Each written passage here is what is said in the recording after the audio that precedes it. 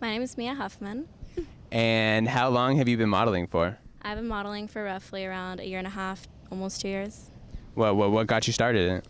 Honestly, what got me started was people just reaching out to me on social media, Instagram, TikTok, etc., and then that's where it kind of took off. At what point was it with people reaching out to you, telling you that you should model, that like what was it that clicked for you? Were you like, you know what, I'm going to give this a try? Honestly, I just started looking at other people's pages, seeing who they've worked with, how they've worked, and then honestly, aside from that, I've always had the passion of doing modeling, always looked up to it, always looked into it, just really looked up to like the Victoria's Secret models, other models in that kind of industry, and from there it kind of took off and blew off and just became my passion, something I do constantly. What is your favorite style to photograph? Or like, what is your favorite kind of photo shoot? I think it's pretty obvious. My favorite type of photo shoot is honestly boudoir, anything implied. I've been doing bikini modeling from the start, but I love implied work. I think implied work's the sexiest thing, but also a very big part of like my personality and also just kind of the overall art of sexual like tension and all that. So.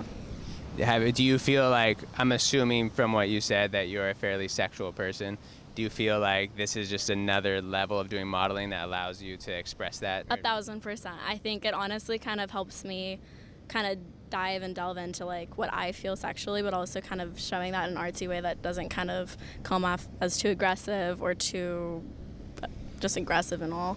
But it honestly is a really fun part of like learning my own sexuality and helping others too. Yeah, that's amazing.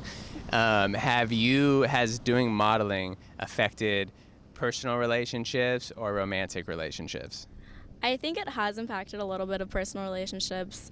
Obviously, people have their own doubts and kind of own opinions on it, especially when it comes down to boudoir and implied work. But at the end of the day, it's something I passionately love, and if I could share that with others, I'm going to do it and not really take into account the other haters and anything that they have to say. What is it that got you to start OnlyFans?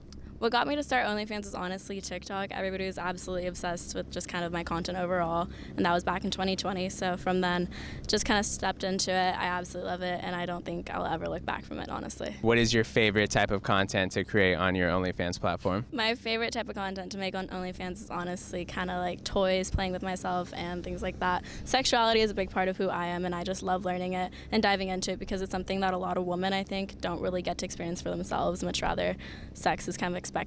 So I think it's a really fun way to do it one-on-one with yourself and actually learning about it for yourself.